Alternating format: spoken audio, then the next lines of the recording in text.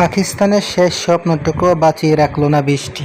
বৃষ্টির কারণে ভেস্তে গেল সবকিছু। প্রকৃতি যেন আগেই নিয়ে রেখেছিল পাকিস্তানের বিদায়ের ঘন্টার কাজটি।